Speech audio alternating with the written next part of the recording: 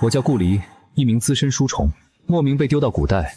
旁边这位是一起穿来的人形外挂，简称金牌打手。我叫长安，上一秒散打夺冠，下一秒被干到古代，老天够意思，知道主角得配军师，顺手给我送了一个。古代乱世，属于我的时代终于来了。军师，先招兵买马，横扫诸侯，再统一天下，登基称帝。你先统一今天的晚饭吧。也是，没事套路我熟。先搓细盐，再造肥皂，烧玻璃，用现代科技碾压古代，实现原始资本买马，横扫诸侯。你动漫看串台了？这是乱世，树皮都快被啃光了。你卖细盐给谁？卖肥皂给谁？百姓连饭都吃不起，你还想赚他们的钱？好像真有道理。那怎么办？外挂，你看，移动粮仓这不就来了吗？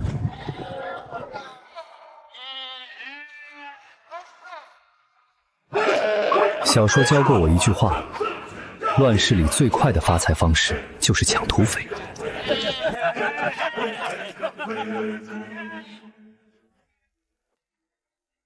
外挂，前方2名安保人员正在进行非生产性睡眠，请指导。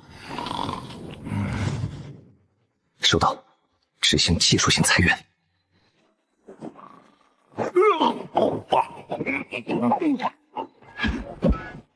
哎呦，专业，走，直接去 CEO 办公室。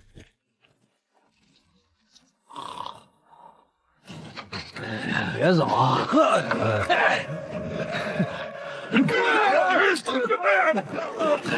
都别动，例行查税。哪来的毛贼，敢闯老子的黑风寨，找死！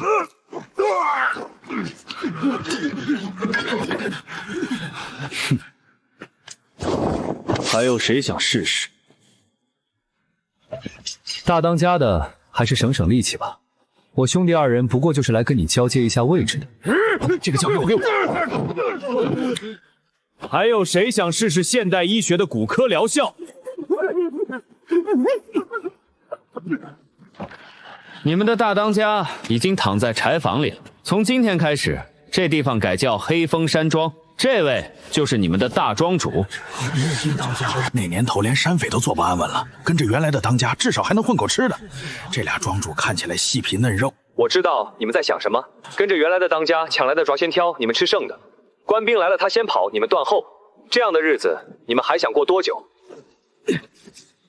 这是从大当家房里搜出来的，你们看看他给自己吃的是什么粮，再看看他给你们吃的是什么粮。以后我们换条路走，按工分粮，顿顿有肉。力气小的种菜修兵器，各尽其能。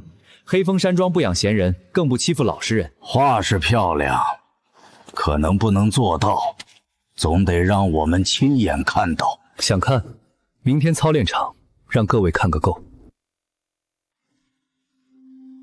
昨夜说过的话，今天兑现，都过来排队吃肉。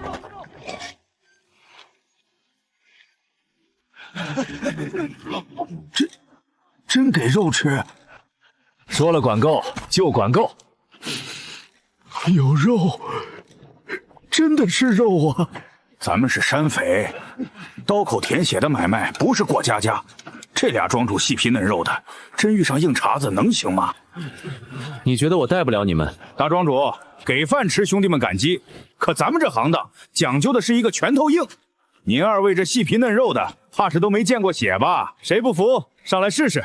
1对1，不用兵器，能把我放倒的，这袋粮扛走，庄主位子也让给庄主得罪了。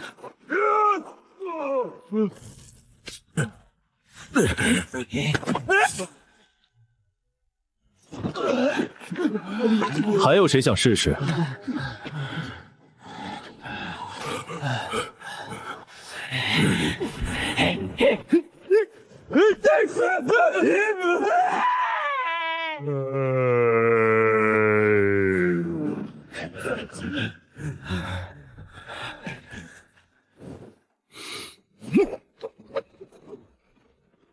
我这一拳直打敌人，以后只要你们跟着我，饭管够。如天生闪力，那2庄主岂不是也？别这样看着我，我是文臣，不是武将，我打不了木桩哈。有粮有拳头，我活了50年，头一回见到这样的庄主，我这条命交给你们了。谢大庄主，参见2庄主。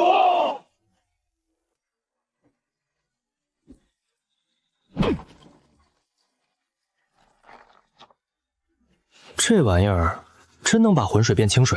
碎石过滤大颗粒杂质，木炭吸附异味和毒素，细沙拦截最后的小颗粒，重力自上而下，层层过滤。可以啊，军师，荒野求生的小说没白看。神了，浑水变清水了！二庄主真是神仙转世啊！科学造福人类，走吧，外挂，我们去庄子里各处看看，把这系统多搭几套，山庄各处都要有干净水。鬼芋头，野生大芋头，别碰，这东西生食有毒，古人碰都不敢碰，吃了喉咙肿胀窒息而死。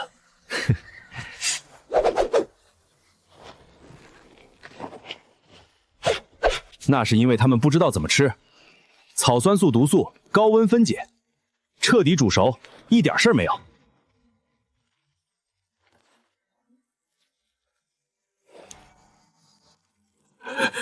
两位庄主饿疯了，吃毒要变傻子的。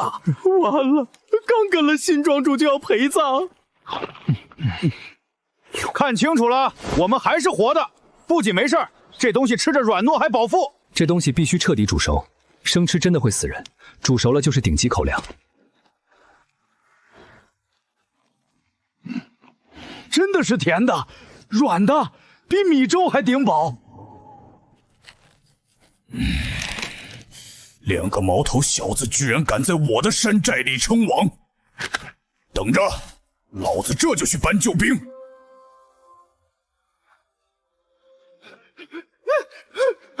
大庄主，不好了，钱当家回来了，带了30多号人，杀气腾腾往这边冲呢。来得正好，刚拿下山庄，正手痒痒呢。你疯了！现在寨就这点人手，伤一个少一个，真打起来，对面死10个，咱们死5个，照样元气大伤。那咋办？就等人家上门啊！跟我来。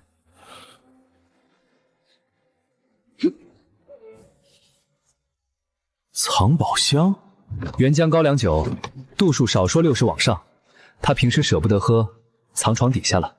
都什么时候了还喝酒？莫洛托夫鸡尾酒，听说过吗？我操，那不是燃烧瓶吗？军师你够黑的！山寨防御最薄弱的地方是侧门，我们势必要用最快的速度拿下那2个小毛贼。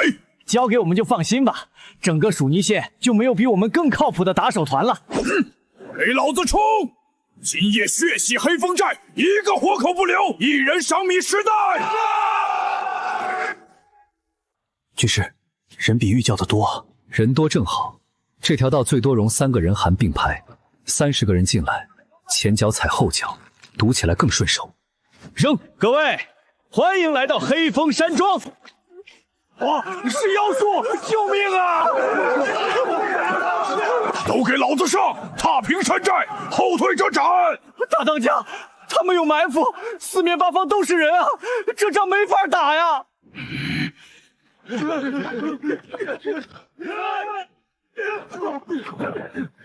大当家的，你走了之后，这寨子里的人才明白，什么叫活得像个人。放！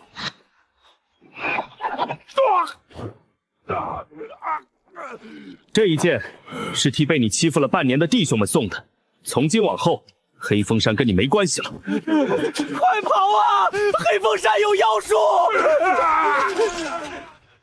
不用追了，树倒猢狲散，这群人不会再来了。大庄主，咱们赢了！这一场打下来0伤亡。大庄主，这些狗东西跑得急，金刚刀、半甲全丢下了，全体都有。今晚加餐，芋头炖肉，管够。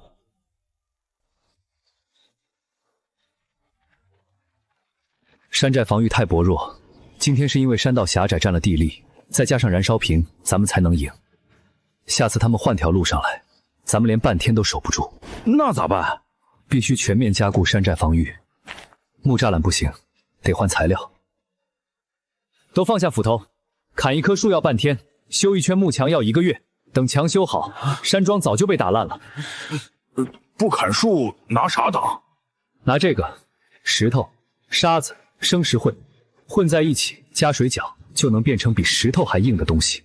大庄主，二庄主是不是昨晚被火熏着头了？石头加水能变硬，信他就对了。3份碎石，2份沙子，1份生回灰，水，这就行了。成了。这个年度刚好。这不就是泥吗？等等看吧，两位庄主总能做一些让人意想不到的事情。我手都磨破了，就弄出一滩发白的泥。凝固的不错，试试。都弹开了，手麻了。神仙造物，这是神仙造物啊！全体都有，站军姿，抬头挺胸，双脚并拢。谁敢乱动一下，中午没饭吃。基础不错，比丧尸强点儿。军师，你这叫鼓励？二庄主，大庄主一直这么凶吗？凶是为了让你们以后都能活着。你驼背驼得跟虾米一样，染指了！大庄主，俺从小就这样。吃了。这日子没法过了，比抢官道还累。常教官，咱们这大燕朝第1届特种流民拉练什么时候安排俯卧撑啊？军师，你闭嘴！我这是督军。全体注意，今晚训练合格的晚饭加肉，芋头炖鸡；不合格的和西北风。都给我撑住，为了吃肉！1、2、1， 1、2、1。常教官，口令喊齐点儿。那个顺拐的，说你呢？中午想喝西北风是不是？这才几天功夫，原来散漫的山匪终于有了点正规军的模样。接下来就可以正式下山了。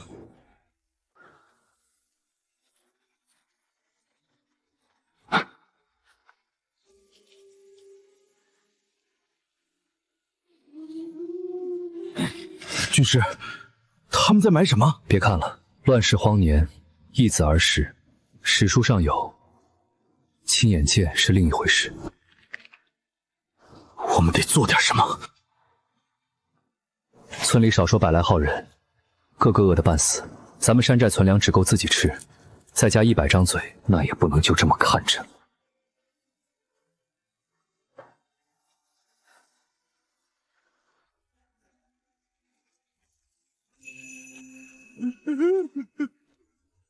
完了，土匪深夜进村，这是要开锅吃人啊！那口锅2米宽，足够煮3个人。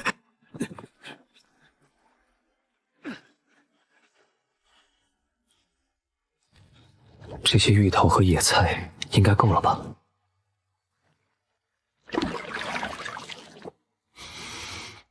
好香。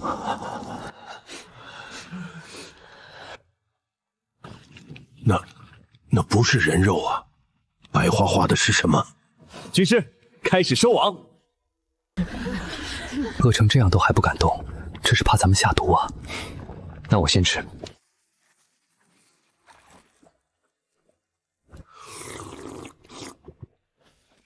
想吃的过来排队，1人1碗；不想吃的不勉强。我们要害你们，用得着架锅生火，一刀一个不更省事？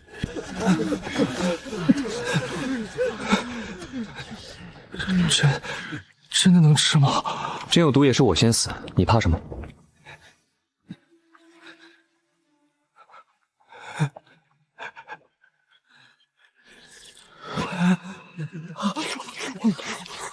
甜软好吃。排队，不排队的没份儿，每人1碗，不许抢。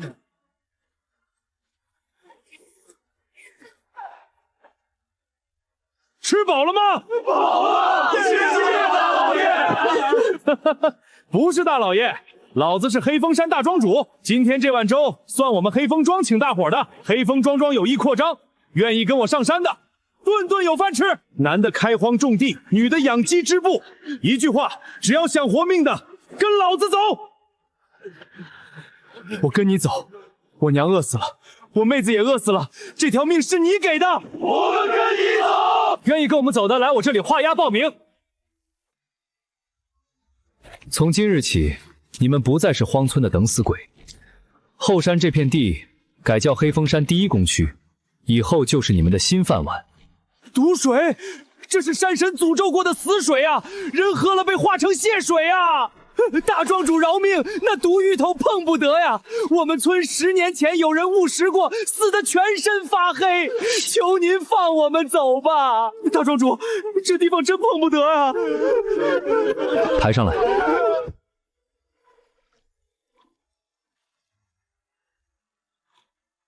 看清楚了，这水毒不死人，这芋头也毒不死人，因为老子知道怎么治它。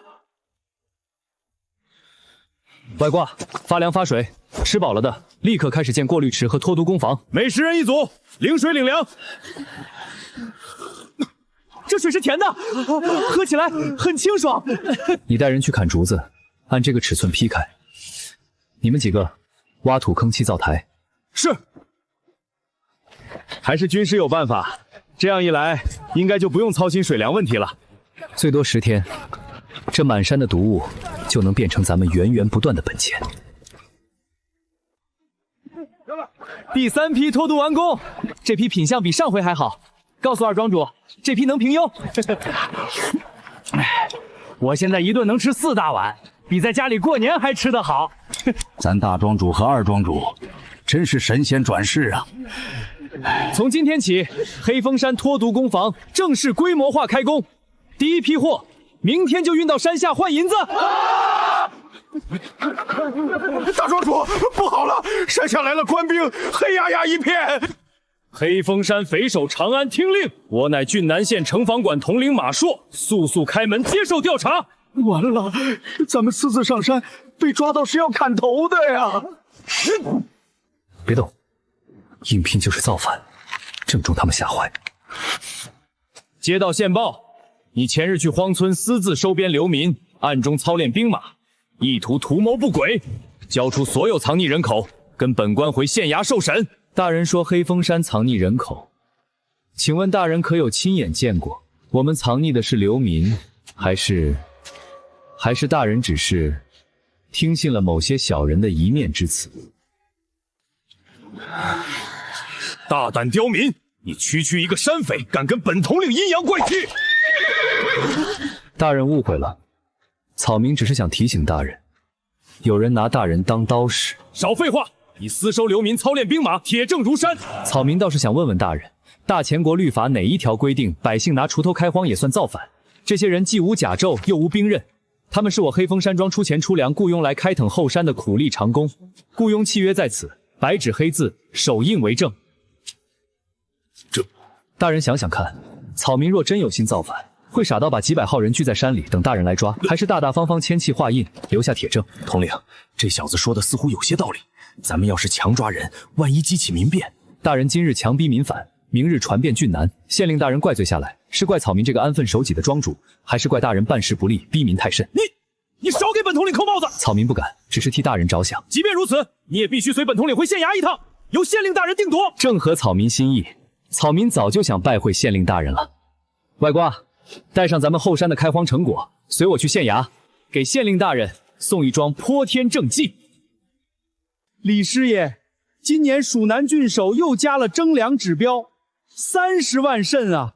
本县上哪儿去弄这么多粮？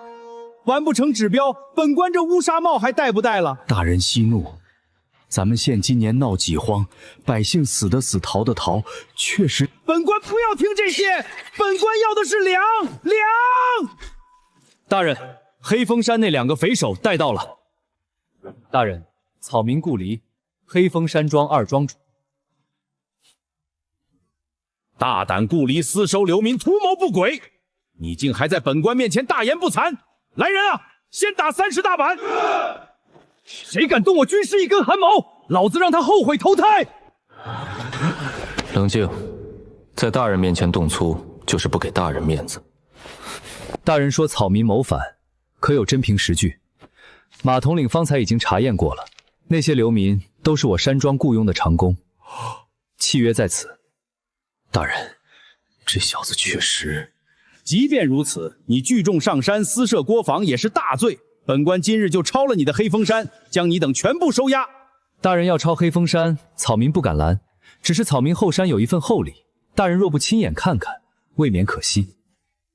厚礼？哼，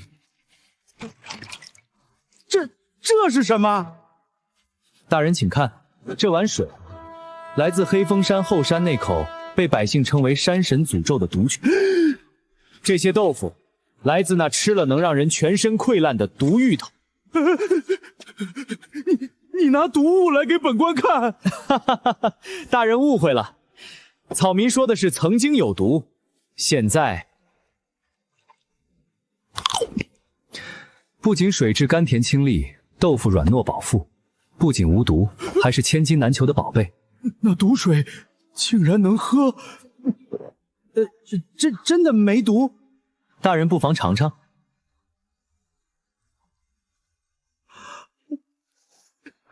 这是什么鲜粮？本官从未吃过如此美味。大人，黑风山后山有全县最缺的净水，还有能亩产1000斤的鲜粮。有了这些，大人今年的征粮指标还愁吗？顾先生，来，后堂请，咱们慢慢聊。顾先生，你那黑风山的鲜粮和净水，当真能亩产1000斤？不止，若是草民全力以赴，后山那片地1年2季，亩产2000斤也不在话下。顾先生，此事可开不得玩笑啊！大人请看，这是黑风山的生产蓝图，草民可以把黑风山庄挣来的银子、开荒出来的丰收政绩，大头全部算在大人头上。如此巧工，顾先生果真是大才。大人只需在县衙盖几个章，给黑风山一个名正言顺的身份，剩下的草民替大人办妥。郡守的指标上面的孝景大人的升迁，全都不是问题。你真能做到？草民说到做到，但有一点，黑风山的内政，草民全权做主，大人不得干涉。大人拿政绩和银子，草部办实事，各取所需。好一个顾离！本官看出来了，你绝不是普通山匪，你是本官的财神爷呀！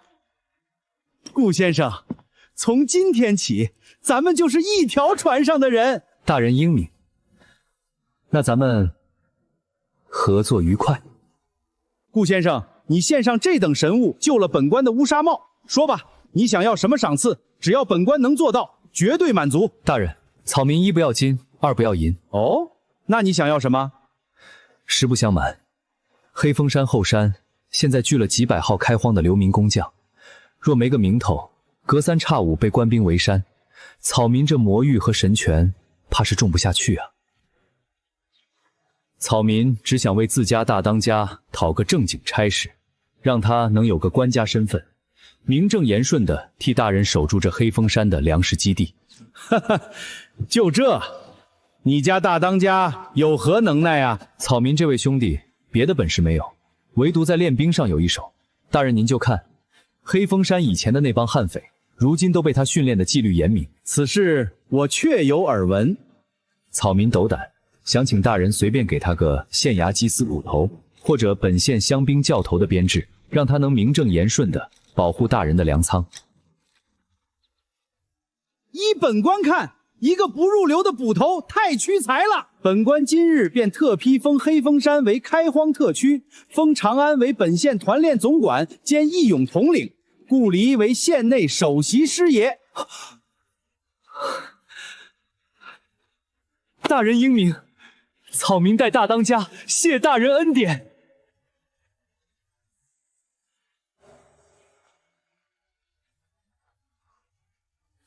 军师，这贪官怎么稀里糊涂就把兵权塞给我们？这就叫上赶着不是买卖。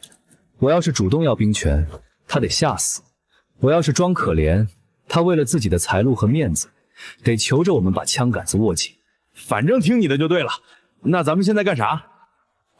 走，回山，奉旨招兵。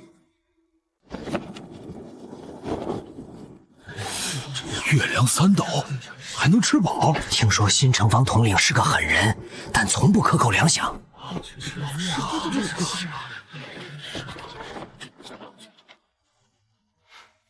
想当兵的，左边排队体检；想当工匠的，右边登记。只要有力气，城防军都收。石灰3成，沙子2成，碎石5成，按比例搓，搓成砖块状晾干。记住了，这是修城墙的专用材料，对外说是神泥。师爷放心，规矩我们懂。脱毒芋头粉和野菜粉按7:3混合，加少量盐调味。这批是供应献粮仓的官粮，质量不能出问题。二庄主，按照您的方子，3个作坊日夜赶工，月高5000斤没问题。记住，脱毒方法只有我们核心几个人知道，这是咱们的生财之道，谁也不许泄露一个字。二团主放心，老祖守口如瓶，半句闲话也不会透露。顾师爷，不，顾兄弟，你真是本官的福星啊！哈哈哈哈哈！大人客气，以后咱们就是一家人了。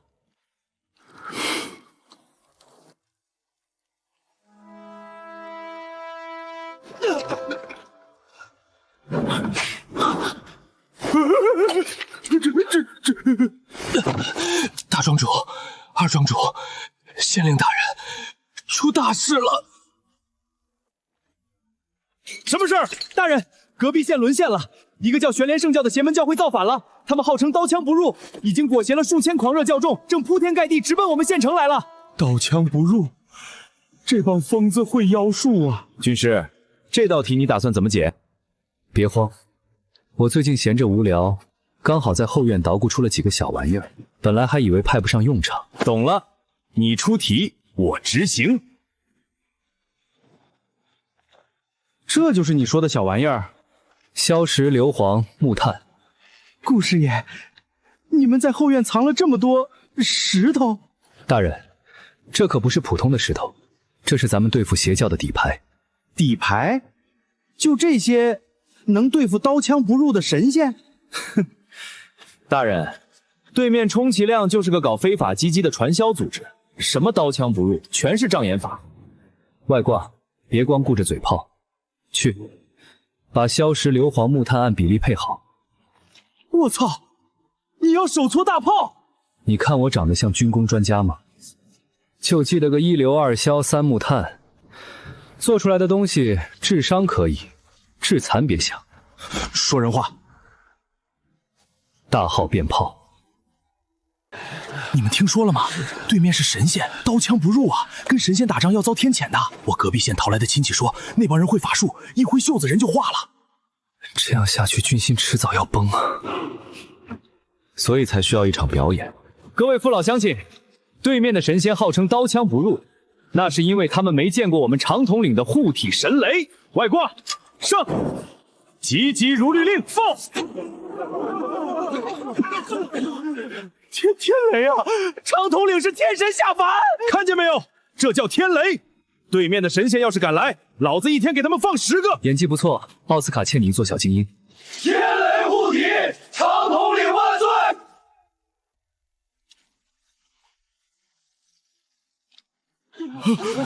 手进油锅了，真的一点事儿都没有。神仙，真的是神仙啊！玄莲圣母赐福，5等刀枪不入，10项的开城投降，可得神明庇佑，顽抗者天罚降谢。哪来的凡夫俗子敢亵渎神威？开刃在前半段，后半段是钝口。砍自己的手当然没事。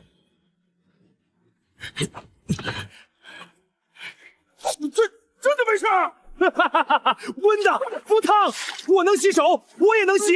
神仙的刀谁都能用，神仙的油锅谁都能洗，这神仙是假的。大骗子，滚出我们县城！白天拆了他的台，晚上必有动作。邪教最在乎面子，神话被当众戳穿，他们必须用血来洗。本来想做闪光弹的，可惜古代没那工业条件。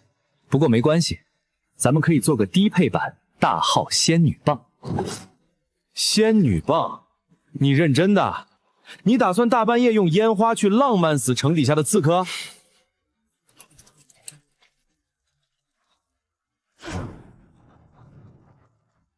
？23个，爬到一半了。仙女棒伺候，点火，扔！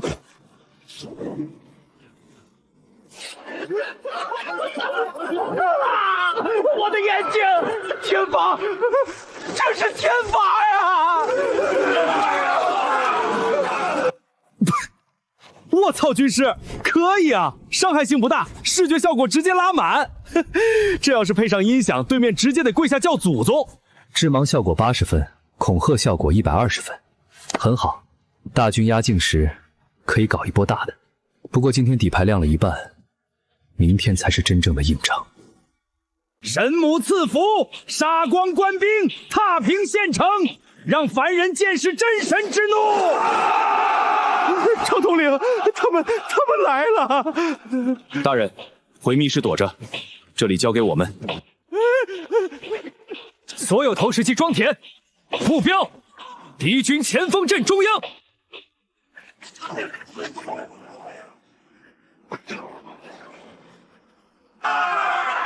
马惊了！马惊了！就是现在，开城门！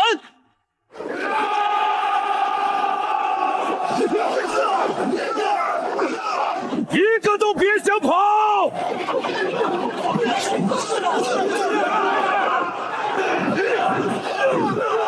军师，武将告德，你那堆大号窜天炮和烟花，今天立了大功了。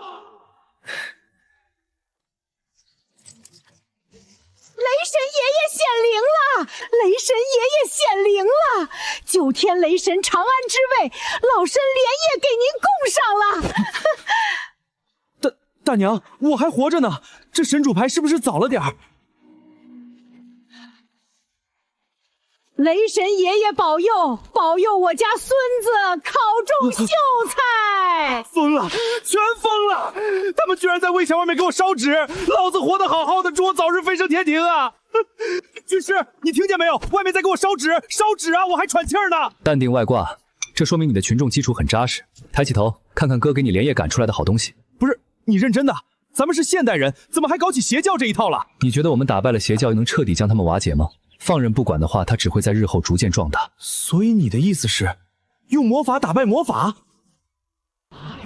本雷真君有旨，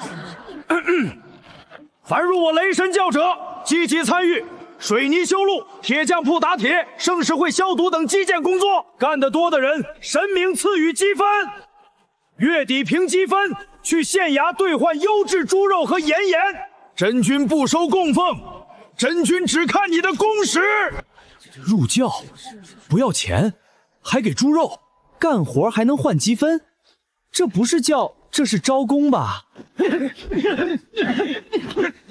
咱们去圣教，每个月要交3斤粮当香火钱，不交还要挨揍。再来，今天练够2个时辰的，晚饭加肉。他们不要供奉，还发肉。常教主还亲自教人打拳。昨天老张家儿子换了2斤猪肉回家，他媳妇儿说比玄莲圣教香多了。二庄主，这3天来，城中已有300多户百姓入了雷神教，还有40多个原本玄莲圣教的外围信徒偷偷来问怎么改信。告诉厨房，明天加餐，改信的人第1顿免费。还好当初没跟二庄主作对，这手段也太可怕了。法王降世，圣母临田。城内伪神长安听着，本座玄莲圣朝法王玄虚子今日与你当众斗法，真假神仙一战定生死。军师，对面老大都亲自下场约架了，我去一刀劈了他，案子不就结了？不行，他是精神支柱，你肉体毁灭他，信徒会认为他羽化登仙，引发更疯狂的自杀式报复。你有把握拆得了他的招？他是神棍，我是学霸，降维打击，懂？老东西，斗法就斗法，时间地点你定。明日正午，城外高台，若你输了，全城人自裁谢罪。可以，但如果你输了，你的2000教众原地解散，永不再犯。本座不会输，本座是真神在世。你们这些凡夫俗子，明日就等着灰飞烟灭吧！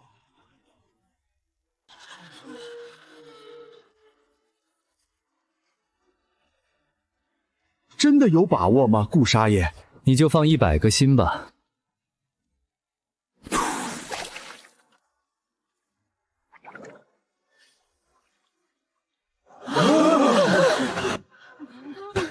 神器，这是真神器呀！哈哈哈哈哈！老头儿，你这招姜黄纸遇碱水变红的把戏，我小学3年级科学课就不玩了。你那盆水里放了碱面，纸上提前用姜强水写了字，干了看不见，一碰碱水立马现形。能不能整点高级的套路？姜黄纸、碱水，那字儿是提前写好的。好一个黄毛小儿！既然你说是把戏，那本座就请真神降下天府。霸王险胜，天火降地，烧死伪臣！军师，我操，这老家伙好像真有点东西。周围什么都没有，这火怎么烧起来的？咱们的避火方案是什么？白磷，那是白磷在阳光下的自燃点。不对，这个时代怎么可能会有纯度这么高的工业白磷？这绝对不是古代神棍能弄出来的东西。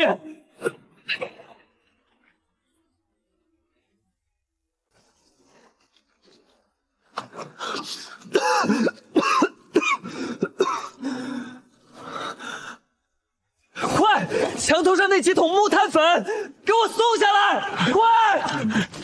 那是之前做火药剩下的木炭粉，粉池爆炸，懂了吗？懂了，扬他骨灰。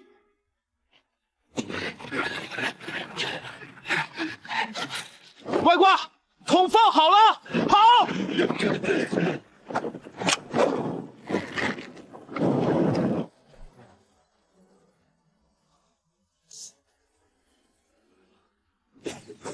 走进科学提示您，可溶性粉池在半密闭空间大面积悬浮，达到临界点域名果会发生剧烈爆炸，请各位观众不要在家模仿。黑面雷神老爷捡胜了，雷神老爷饶命啊！从今天起，这片地界我雷神教说了算。本县要上书蜀南郡守，就说邪教大败，全靠本县运筹帷幄啊！邀个沛公，捷报一发，那些贪官知府立马来要粮要钱。听我的，写一封告急信。告急？咱们不是赢了吗？邪教残部5万大军在边界打游戏，本县危在旦夕，军民困苦，粮尽弹绝。即日起封锁全县边缘，任何人不得进出，恳求上峰暂缓征调。我操，懂了，这叫奉旨封官。外面以为咱们快死了，实际上咱们关起门来自己搞建设。没错，带上所有人去全县边缘修碉堡筑防御墙，咱们要把整个县变成一个铁桶。那上面的赋税呢？就说全被邪教抢了。哭穷可是一门艺术。军师，北边防线拉通了，我让人把整条边界挖了一圈壕沟，再灌上半人深的臭水沟，连狗见了都嫌弃。你这地分的怎么样了？全县我大农庄分为16个小农庄，大农庄是中心和堡垒，设粮仓、民兵营地，专心管打仗和管理。小农庄救洋机，扩大面积；大农庄带小农庄，互助联动。懂了，大农庄是根本，小农庄就是基地，覆盖管理，高效又省心。等到时候传讯台建成，各宗之间消息畅通，即便我们在别处，也能第一时间得知。二庄主，那我们这些跟着您从黑凤山庄一路打过来的老伙计们呢？你们到各个农庄当庄头和民兵队长，平时带人上田修水渠，京钟一响就带着庄里的轻重上墙防守。以后农庄就是你们的家。二庄主，老头子我这把年纪了，也能分块地？当然，您老人家可是经验最丰富的，去大农庄当总教头，专门教新人怎么使刀。多谢二庄主，如果不是二庄主，我这辈子都不敢想象自己能有今天。是呀，这锄头比咱们以前用的木耙子强10倍，一锄头下去，土翻半尺深。大庄主，我娘和妹子要是能看到这地界，该多好！他们在的时候，连口干净水都没得喝。只要你过得好，他们会看到的。军师，这甲又轻又结实，比以前那些官兵穿的铁叶子甲强多了。二庄主，边界上巡逻的兄弟穿什么？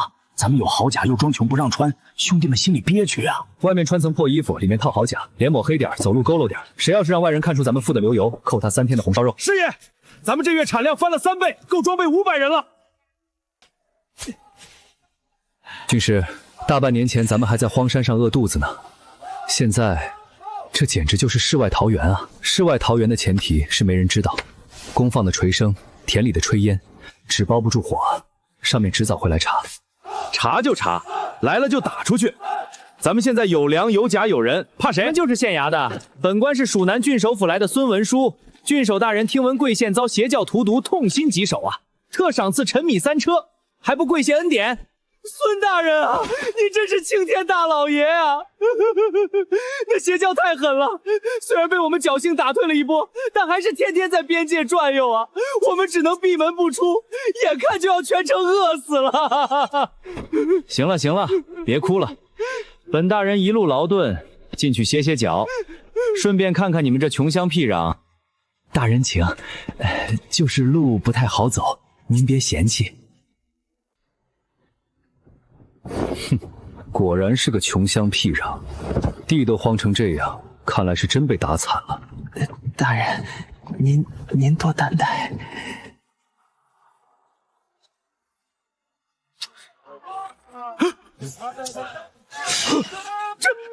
这就是你说的地都不敢种，这叫危在旦夕！你们他妈管这叫灾区！孙大人，看够了吗？粗俗啊！别理他，这货是粗人。孙大人好不容易来一趟，咱们兄弟可得好好招待招待你。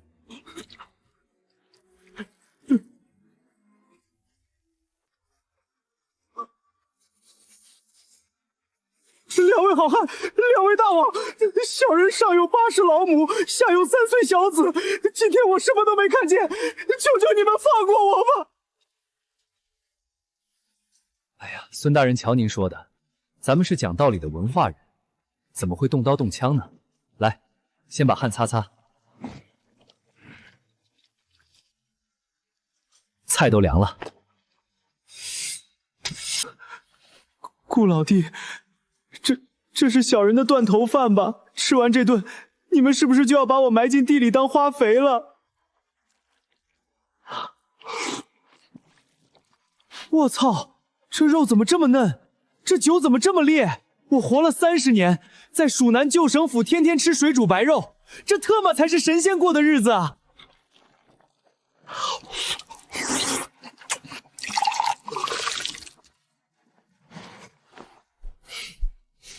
老孙啊，回去了怎么跟郡主大人汇报？不用兄弟教你了吧？顾老弟，以后你就是我亲兄弟。那老郡守1年才给我几个子儿啊？我回去就报告，说这里闹了5万人的大瘟疫，谁来谁死，保证5年内没人敢来打扰你们发财。一句掏心窝子的大白话，你就把郡守的秘书变成咱们的商业间谍了。论缺德，还是你专业。瞧一瞧，看一看啊！隔壁县挨饿的乡亲们注意了，只要跨过这条线，加入咱们大农庄，立刻发安家粮。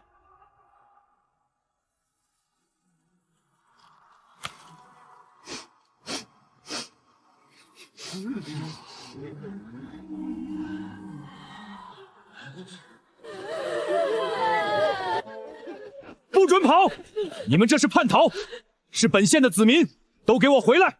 大人，对面给粥喝，给肉吃，给地种，咱们留下来只能啃树皮呀！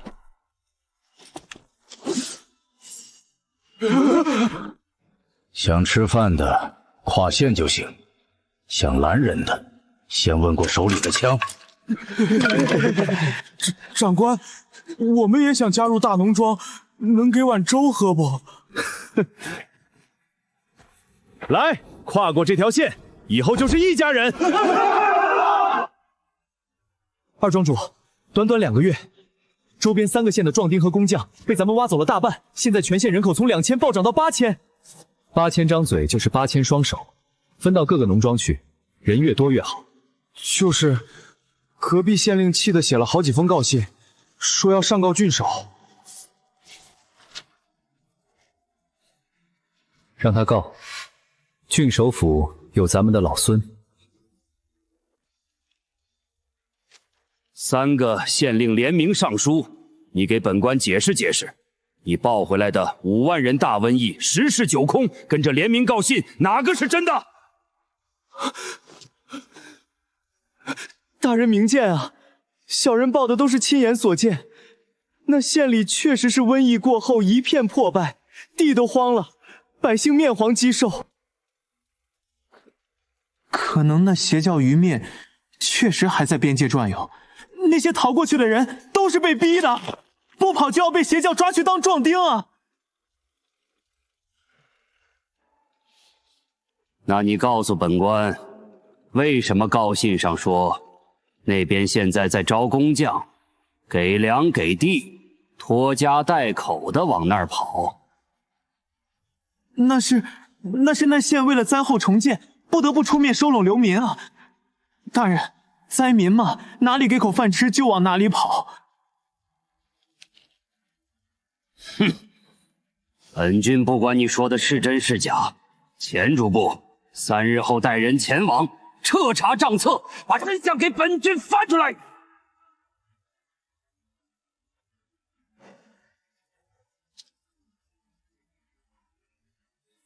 800里加急，不，骑最快的马，务必在钱主簿到达之前送到顾师爷手里。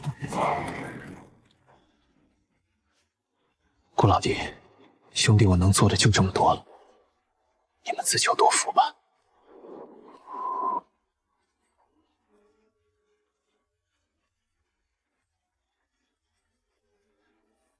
钱主簿3日后到，带10几个算盘手，来势汹汹啊！有把握吗？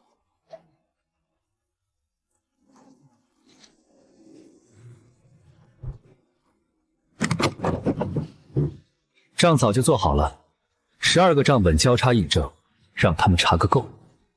钱大人远道而来，辛苦了，快请进，茶已备好。哼，顾师爷，废话少说，郡守大人有令，彻查贵县账册，所有的收支部、田赋册、兵饷单全部交出来。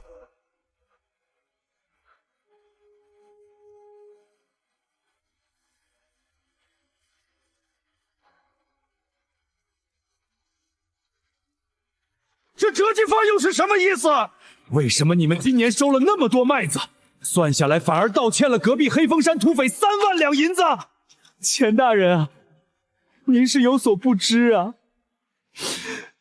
我们为了防备邪教，借了高利贷修墙，又欠了黑风山的保护费，现在连县衙的房子都抵押出去了，每天睁眼就是赤字啊！我们真的太惨了。钱大人，您慢慢算。要是算不明白，末将这把刀正好刚磨好，可以帮您清理一下。再算一遍，这账不对，肯定哪里不对，不对，还是不对。且放，玉体费用、土银收入、代息成本，这根本不是人算的账。大人，小的们也算了3遍了，每笔都对得上，但加起来就是亏空。这账没问题，但结果就是破产啊！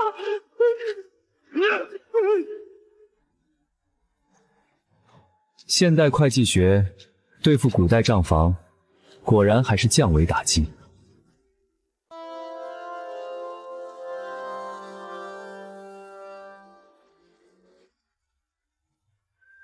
顾离，你他妈真当本官是个白痴吗？这账本上写着全县饿殍遍野，全员啃树皮。那你解释解释，为什么街上那些老头老太都在用白面馒头喂狗？为什么你家衙役的腰围比本官还粗2圈？钱大人，话不能这么说，那不是馒头，那是长得像馒头的新型树皮。至于衙役变胖，那是饿出水肿来了，我们真的太惨了。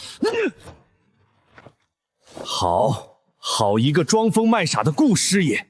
本官查不出你账目的漏洞，但郡守大人不是傻子，本官这就回郡城如实禀报，带兵来踏平你们这帮乱臣贼子。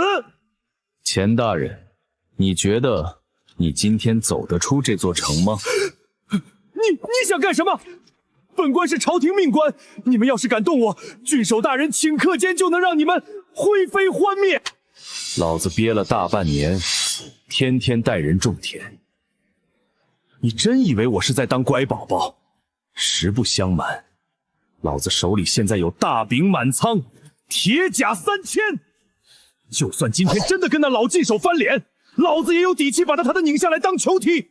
至于你猜是你的腿快，还是老子的刀快？长统领出大事了！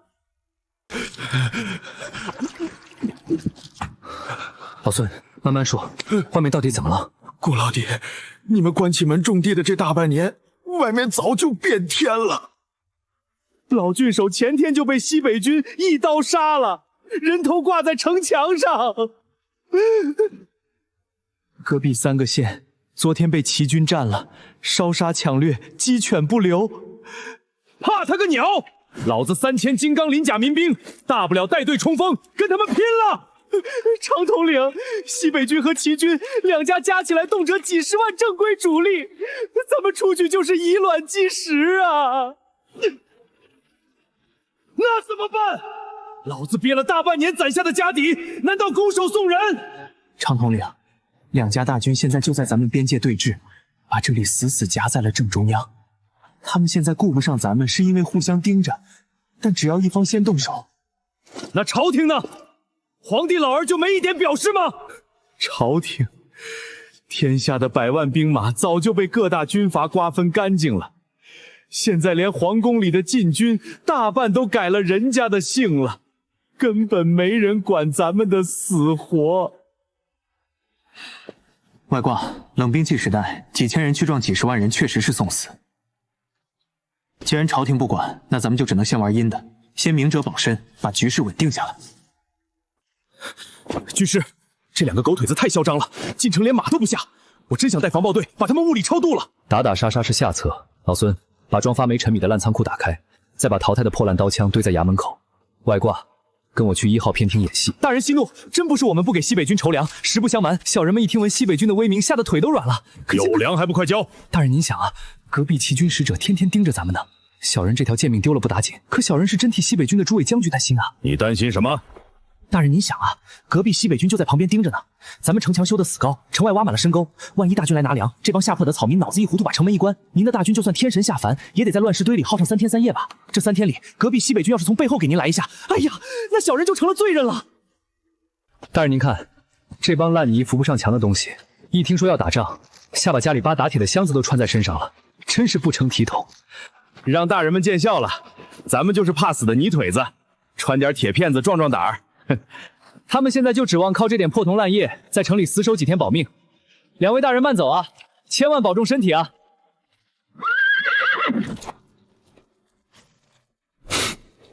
你们齐军倒是来得快。彼此，你们西北军不是也盯着这块肉吗？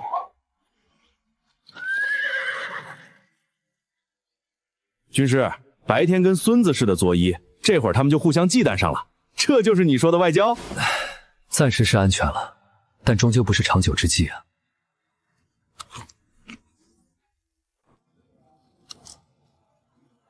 军师，我是真服了，你动动嘴皮子，他们就自己打出脑浆子来了。这叫外交的艺术，面子给足，台阶铺好，他们自然顺着往下掉。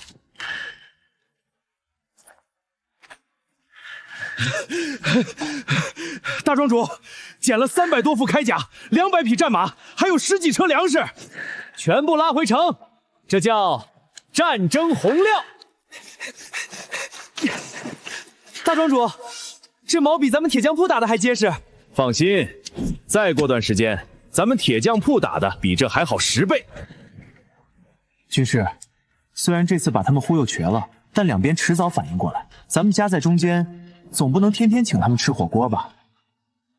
不能等了，必须挑一个真正的靠山。眼前这2家都不行。西北军头领是军阀莽夫，跟着他迟早吃土。齐军主公表面礼贤待士，实际心胸狭隘，最喜欢过河拆桥。要投，就投北方的魏军。这位魏氏主公，才有真正吞吐天下之志。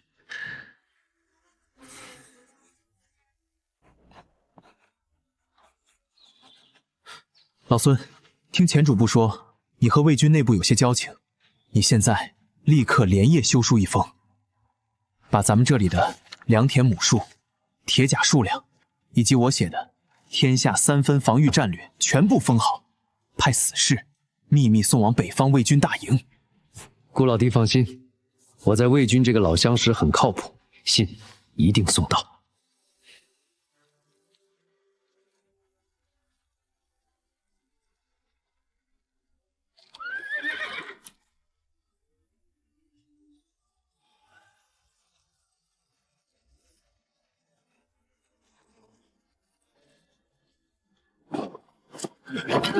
魏公，这信是属下的一位故交从齐军与西北军战场中心的县城寄来的。他说他有良策要献于魏公。有点意思，真是有点意思。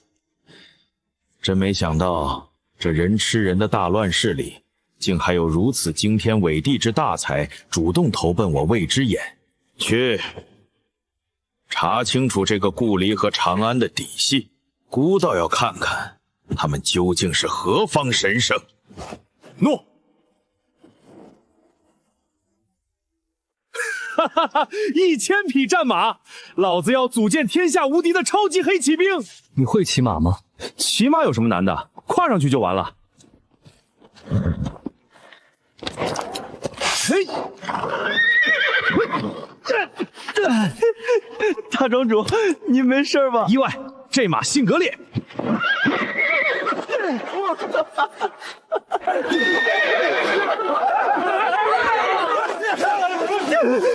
这玩意儿比种地累10倍！大庄主救命！这马要杀我！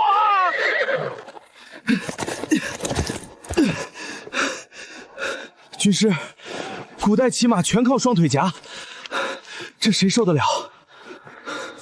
行了，别丢人现眼了。给你画个东西，让铁匠连夜敲出来。这不是那个什么马？这个叫马地，挂在马鞍两侧，人踩上去，双脚有支撑，不用再死加马腹。这个叫马蹄云，钉在马蹄上，保护马蹄不磨损。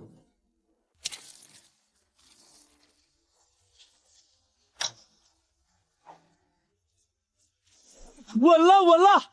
军师，这感觉就像在骑小电驴。弟兄们，上马，试试咱们的铁环！大庄主，这铁环太神了，咱们终于能在马上打仗了。从今天起，咱们就是天下无敌的黑骑兵！大庄主，不好了！西北军和齐军联合封锁了所有商道，咱们被围死了。西北军和齐军回过味儿来了，两家联合坚壁清野，商道全断，咱们的盐和布撑不过1个月。我带3000民兵去夜袭，杀出一条血路来。你3000人撞几10万人，找死啊！那怎么办？等死啊！他们最大的死穴就是连年打仗，后方财政早就崩了，发给基层士兵的全是军贴，说白了就是白条，毫无购买力。基层士兵怨声载道，咱们就用这个破局。可咱们的盐快断了，没有盐，人哪来的力气？盐的问题我来解决，先用储粮熬高浓度盐水保存，再派商队从海路绕过去。现在的关键是把敌军的钱吸过来，让他们变成咱们的储户。我打算在这儿开个大钱第一信用下，敌军士兵可以把白条、碎银甚至军械存进来，每个月凭存折领100米当利息。如果存满5年，还能兑换咱们大农庄的田契。可这钱庄迟早会被军阀高层砸盘，咱们又不一定保得住这块地。这块地根本保不住，我也没打算保。还记得给北方魏公递的帖子吗？这就是咱们打包送给魏公的优质资产。魏公一旦接手，这些存款就是他的筹码。毕竟捏着敌军几万人的养老钱，比捏着他们的脖子还管用。你是说，这钱庄以后是魏公的？聪明，咱们现在做的每一件事，都是在给魏公递投名状。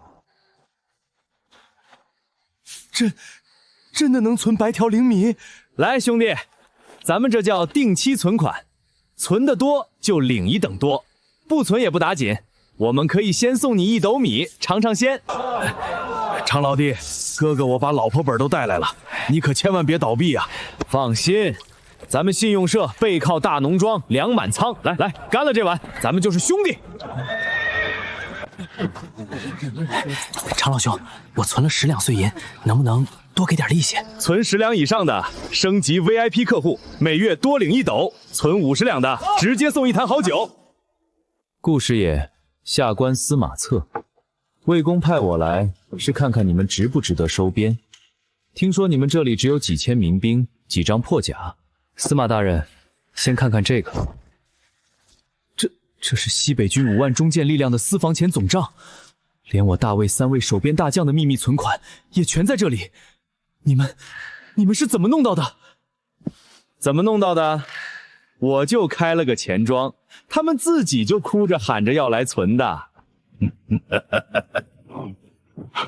呼延将军，大事不好！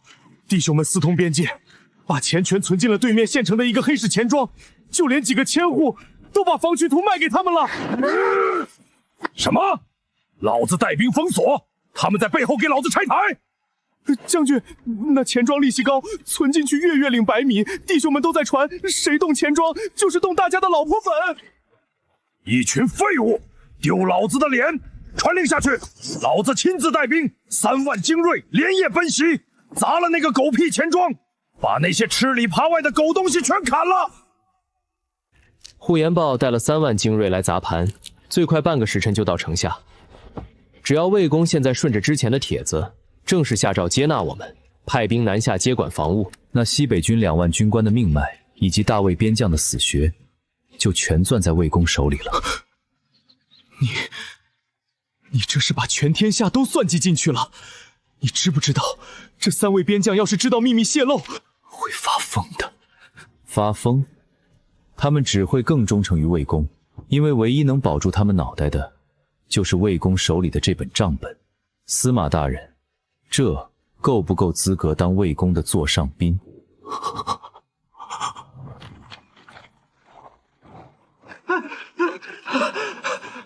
常统领，呼延豹的3万铁骑已经冲到城外5里，杀气腾腾。疯子，你这个彻头彻尾的疯子！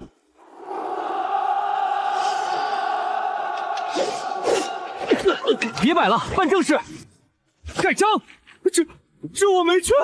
盖了章，魏公手握天下命脉。不盖章，你我今天一起死在这里。你选。外挂，把提前准备好的大魏旗帜全部拿出来，插满城墙。走。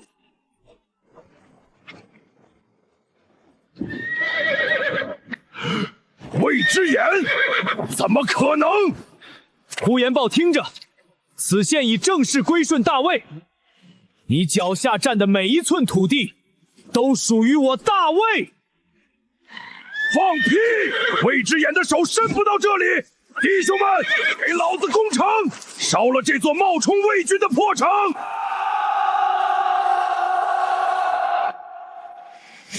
弓箭手准备，滚木立石就位。他们敢爬墙，就给老子砸下去！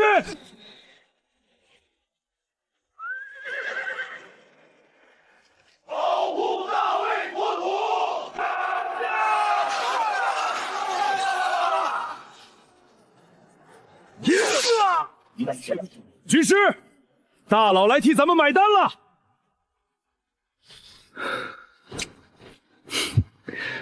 魏公，这份见面礼够大了吧？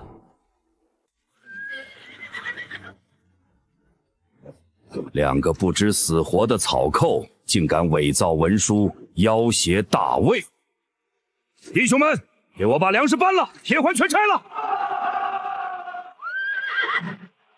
将军，马镫是我们自己的东西，拆之前是不是该问问主人？哼，主人，你们也配？我乃大魏右将军牛奔。来人，把这两个奸细拿下，捆起来，听候发落。你找死！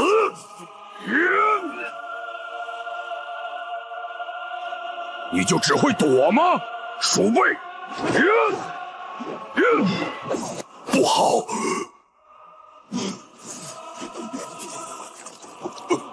外挂，记得下手轻点。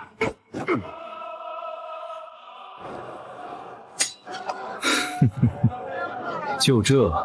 放开我们将军！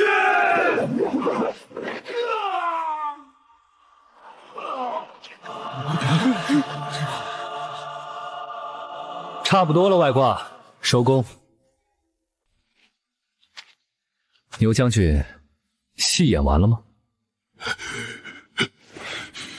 魏公让你带兵来给我们下马威，可他老人家似乎没告诉你，我兄弟打架一向追求效率。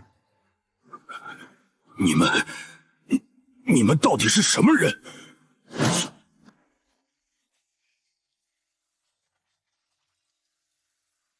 将军，东西呢，您随时可以拿走。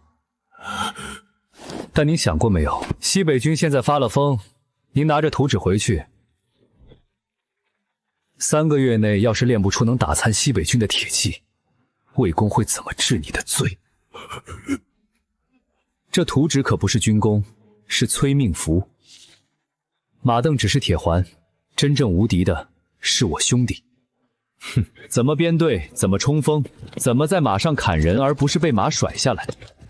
这天下，只有我兄弟能在1个月内帮你练出最强铁骑。将军是想拿着2件死物回去交差，被魏公治个办事不力的罪，还是想保住性命，拿一个封侯拜将的天大功劳？准备马车，最好的马车，本将亲自护送2位北上邺城。军师，你这嘴比我的刀还快。刀能杀人，嘴能活人。走，去邺城见一见大商方。无敌是多么寂寞。别理他，中2病晚期。顾师爷，去邺城面见魏公之前，有些事你必须知道。这个乱世比你想象的绝望。如今天下5分，北方魏公有粮有兵，却无险可守；西北军垄断战马，民风剽悍；南方齐军垄断盐铁，富甲天下。江南赵军扼守长江天险，稳如泰山，头顶还有个握着正统大义的空壳朝廷。5方互相牵制，这天下已是盘下了30年的死棋，如今恐怕只能和棋。魏公空有雄心，却被战局捆住，动弹不得。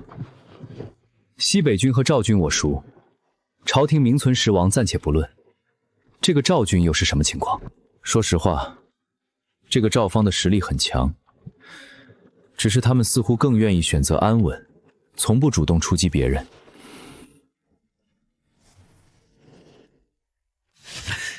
军师，到了邺城，是不是要大干一场？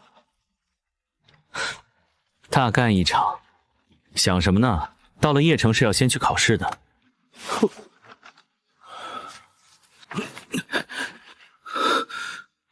考什么试？入职面试。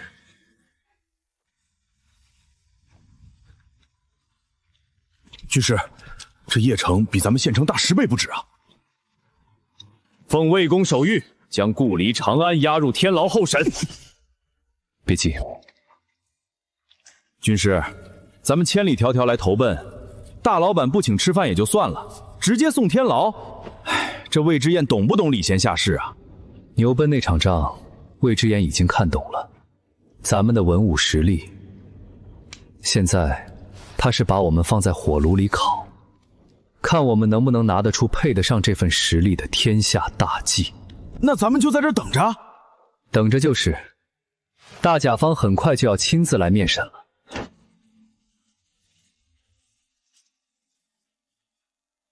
恭候魏公多时了。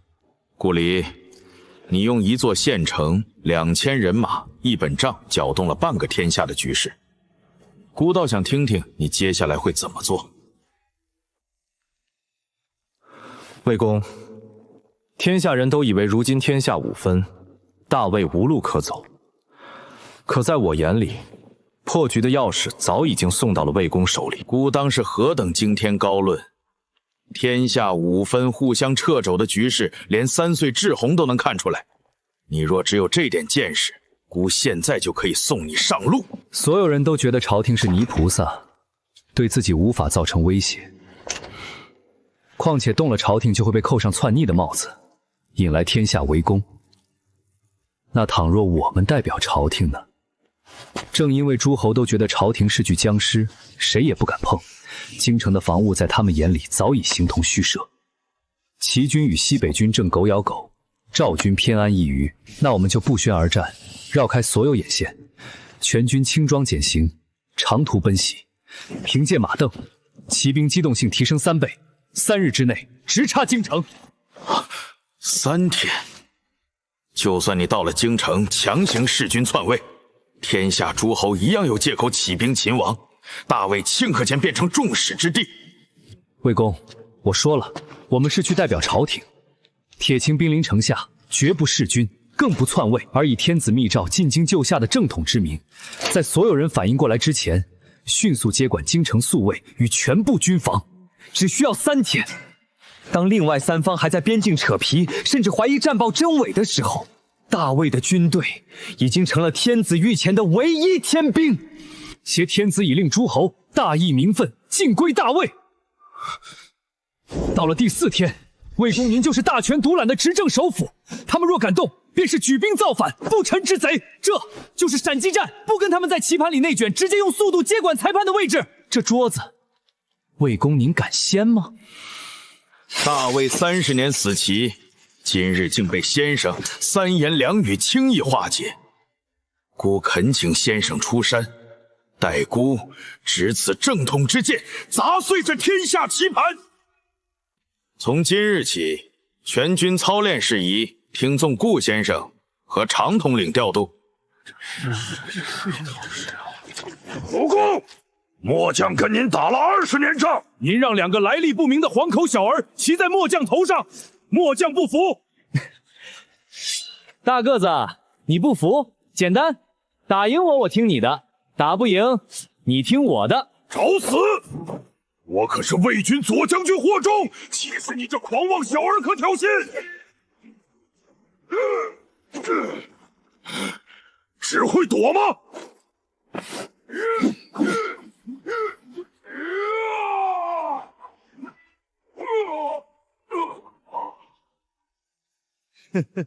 承让了，大个子。从现在起，所有重甲步兵留在邺城伪装主力，照常操练、升帐、点卯，不能让任何眼线看出异常。轻骑兵每人配双马，马蹄裹布，马嘴衔墨。3日之内，切断所有通往京城的情报驿站。谁的队伍漏掉了1个活口，军法处置。领命，魏公。牛奔的3万精锐需要改到杨洞，向北压京，做出要攻西北军的姿态，但原因不能告诉他，只说虚张声势，牵制敌军。孤明白，知道的人越少，计划越安全。军师，霍中的前锋营已经过了第1道关卡。西北军和齐军掐得越狠，他们之间的3不管地带防务就越空。通知霍崇，强行军，把速度拉到极限。长统领，前方3里发现齐军巡逻队，约1000人，正在扎营。杀过去，一个也不能放跑。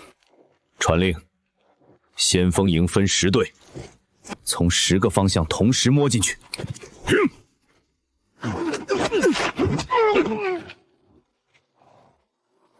干得不错，零逃脱。军师，距离京城只剩1日路程了。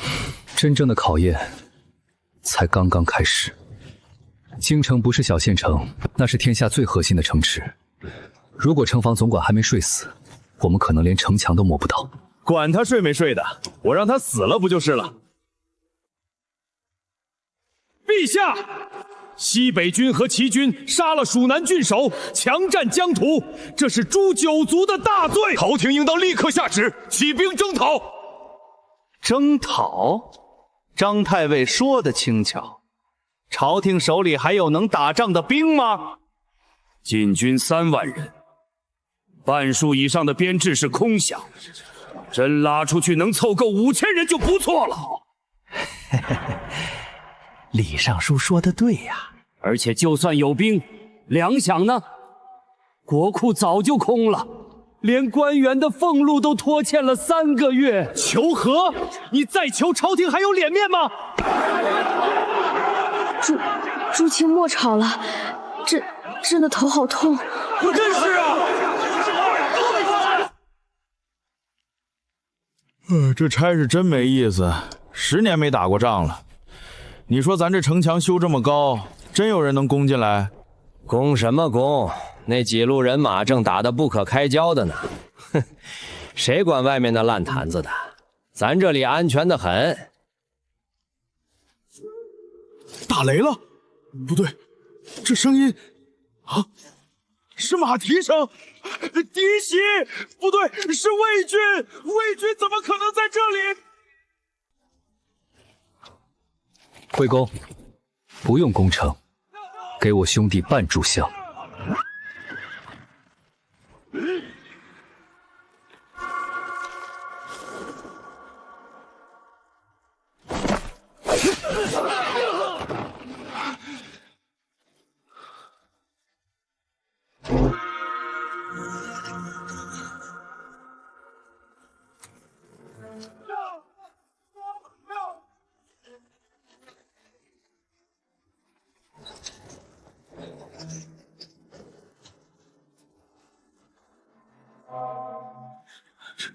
魏之言，你擅自带兵入京，这是谋逆，是篡位，天下诸侯不会放过你。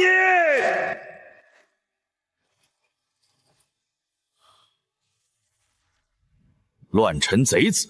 臣听闻西北军与齐军叛乱，杀害朝廷命官，强占天子疆土。臣忧心陛下安危，不惜劳师远征，3日狂飙3000里，只为进京救驾。我大魏是陛下唯一的忠臣。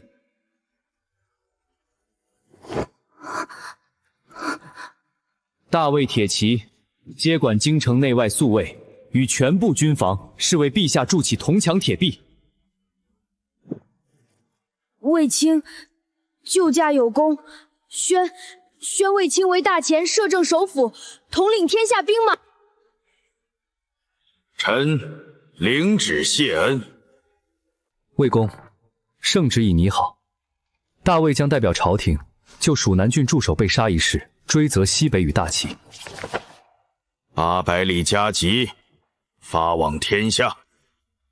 主公，不好了！魏军已经把京城接管了，魏之眼成了摄政王。天子下旨说咱们西北军杀了郡守是反贼，要追责。魏总，顾里，我现在好歹也是正五品禁军总教头了，猛将剑绳。那个什么西北军第1猛将啊，齐国第1剑圣啊，在哪儿呢？国服第1保安，申请出战。长安，你给我滚出去巡逻！这里是金銮殿，你再敢废话，老子现在就把你封号了！魏公，圣旨的消息传的应该差不多了，是时候收割西北与齐在京城的产业了。掌柜的别忙活了，从现在起，德聚丰、同利钱庄等17家商户全部打上封贴，里面的金银粮草账目一律充公。你顾离不过是魏之眼的一条走狗，凭什么查封钱庄？你们这是要明抢吗？掌柜的，时代变了，魏公现在是摄政王，本官手里的批文盖的是传国玉玺的戳。你们背后的齐军大老板杀了蜀南剧巨首，是注册在案的反贼。大前律法第1条，凡同谋犯案者，查抄全部资产。小哥，你在这商后干了几年？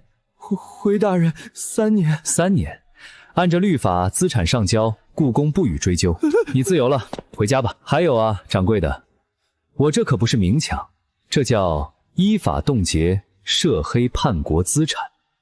霍崇，清点数目，全部充公。先生，一夜之间17家商号全部查封，西北军在京城的钱庄存银1200万两，齐军存银1500万两，加上粮草，合计数万吨。先生，那些掌柜怎么处理？放他们走，让他们回去给自家主子报信。不过京城的钱，他们一粒银子都别想拿回去。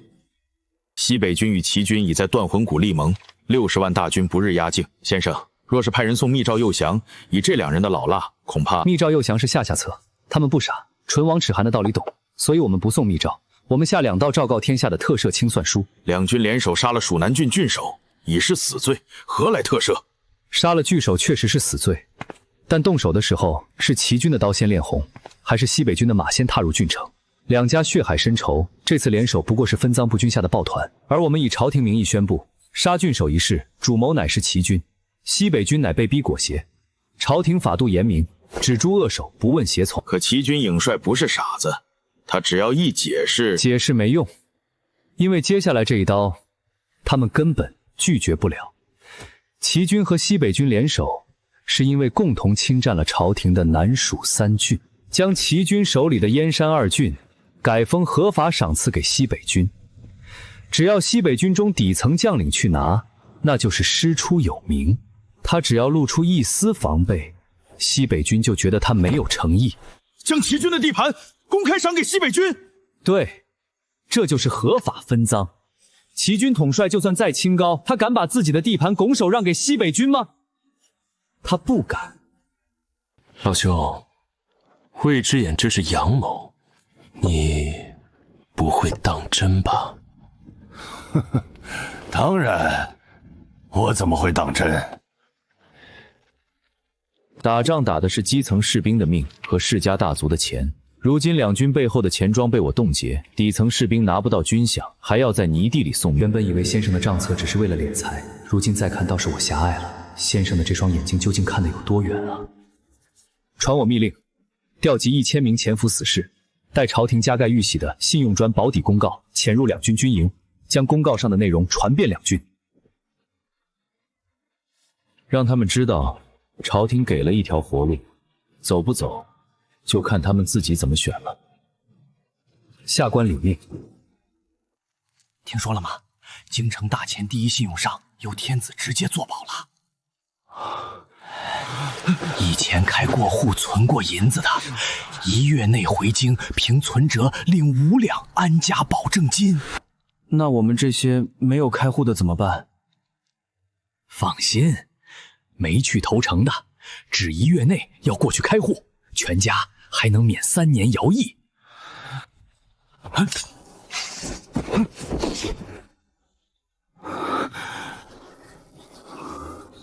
兄弟，你办大前第一信用社的卡了吗？办了，2级铜卡。你呢？我3级的，那特么还打个屁呀！来，咱俩对拼一刀，你往左边倒，我往右边滚，咱俩一起躺地上装死，晚上结伴摸黑回京城拿钱去。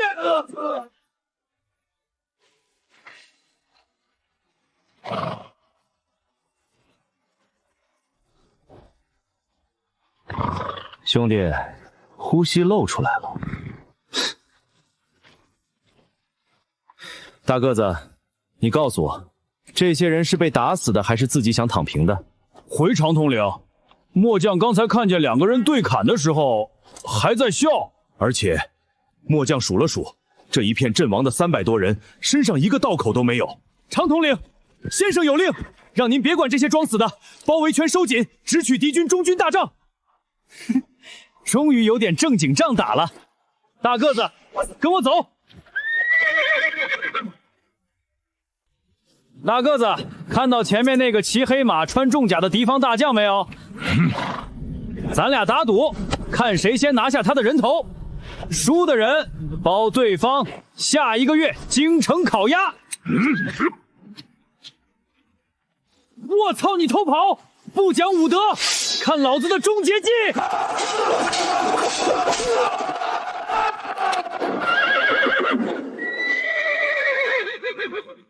最终斩杀线已到，乖乖把你的装备交出！将军饶命，我是信用和至尊黑金 VIP 客户，本将不，小人不想打仗了。另外，小人想问一下，朝廷保底政策里，像小人这种黑金会员，除了5两安家费，回京城是不是还能额外享受皇家别院购房8、9折优惠啊？将军，能不能给小人登记一下，安排个 VIP 走廊去京城领钱吗？顾离，你他妈真不是人啊！老子在外面风吹日晒吃沙子练兵练了半年，好不容易熬到打 BOSS 的史诗级名场面，连招都搓好了，你居然连对面的大将都给发展成了信用社 VIP 客户，你这是打仗吗？红蛋，把老子的热血还给我呀，红蛋！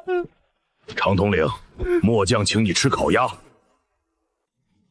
吾已命霍崇统兵20万，西进收复西北齐地残党；命牛奔统兵20万，南进肃清齐地残党。40万铁骑双管齐下，天下底定，指日可待。军师，等霍崇和牛焕凯旋，咱们是不是就可以通关躺平了？陛下，魏公没了，全没了！牛奔将军战死了！你说什么？牛奔手里攥着20万大军，那是20万百战精锐，姑让他去清理残兵败将，哪个残兵败将能吞得掉20万大军？说清楚，来龙去脉给姑说清楚！是有人设了局，谷口漫山遍野全都是谁？到底是谁出的兵？混蛋！你给姑醒过来！主公，不用查了。那到底是谁？能把20万大军当诱饵一口吞下，还能把消息封锁的水泄不通的，普天之下，只有那方一直按兵不动、冷眼旁观的势力。你是说江南赵军萧成规？魏公，起兵吧！我们直接踏平南方，为牛将军报仇。对，萧成规卑鄙无耻，设伏偷袭，此仇无共戴天。主公，末将请战！末将愿带西征军直扑江南，取萧成规狗头。大胆！皇宫禁闭，擅闯者死！我乃大赵特使颜如海，特来上书大前天子，挡路的想清楚后果。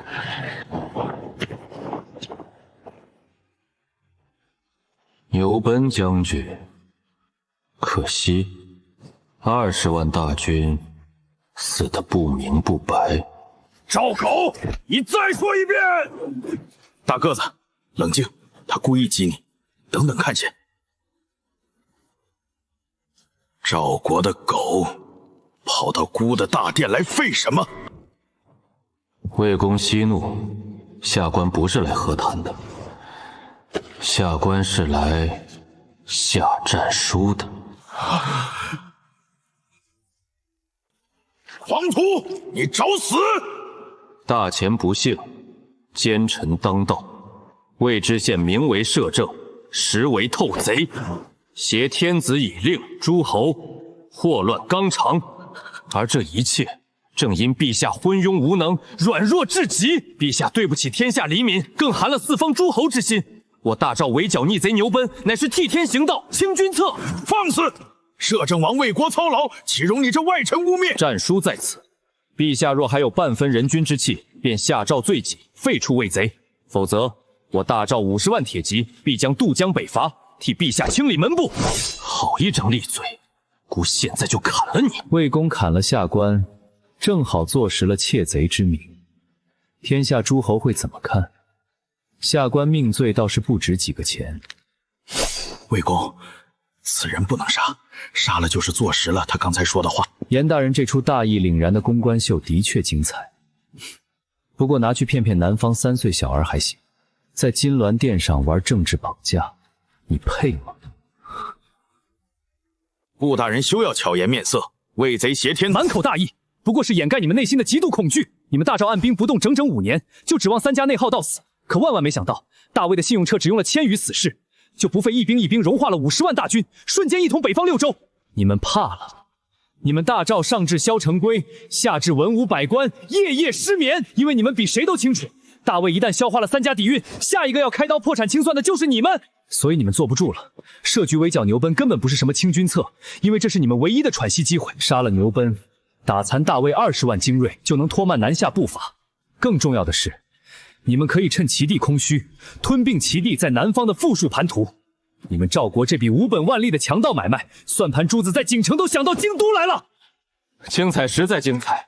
世人皆知大魏能以弱并强，全赖2位旷世奇才。今日一见顾大人的乾坤算棋，常将军的雷霆手段，果然名不虚传。魏公，下官话说完了，战书即已成天子，下官告辞。顾先生，此乃在下一点小小心意。你家主公倒是慷慨，一尊无瑕无垢的9天玄经，传说只要摆在家里就可以聚气延寿，恐怕连皇帝想要你家主公都不会给吧？果然什么都瞒不过顾先生的慧眼。心意，此物是我家主公的一点心意，只要大人愿意南下大赵，封王拜相，平分天下，不过是我家主公一句话的事。严大人，这东西太贵重了，我一个小小的军师可受不起。顾先生太谦虚了，以先生的才华屈居人下，实在可惜。我家主公说了，只要先生去了大赵，1人之下万人之上，想要什么开口便是。严大人请回吧，东西也先带回去吧。送给先生的礼物哪有收回的意思？先生莫要为难下官了，我家主公只是有这个意思罢了。先生不愿，自然也不会强求。叨扰顾先生了，时候不早了，下官先行告退。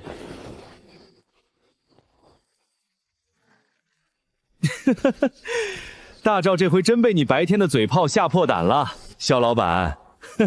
这么大个宝贝，肖老板自己都舍不得用吧？咱收下，不拿白不拿。外挂，你把政治想得太简单了。你以为这是求和？这是大赵赐过来的第2剑，比白天的战术还狠毒万倍。啊，送礼也算赐一剑？恐怕今天晚上颜如海进这个门，魏之言的眼线就已经把消息送回王府了。啊！这天底下没有一个领导能容使自己的军师私下收受敌国重宝。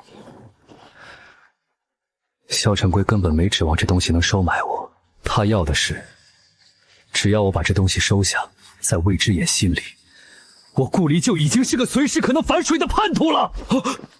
魏公，这是大赵使者刚刚送给微臣的买命钱。颜如海说，只要微臣点头，江南半壁江山任我挑选。顾先生这是何意？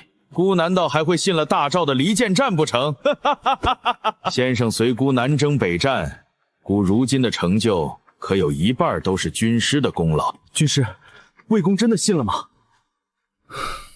信了7分，剩下3分，恐怕一辈子都会在。这就是政治啊，不见血，却能活活憋死人。顾先生，顾先生，大事不好了！江南传来急报，萧成规自立称帝了。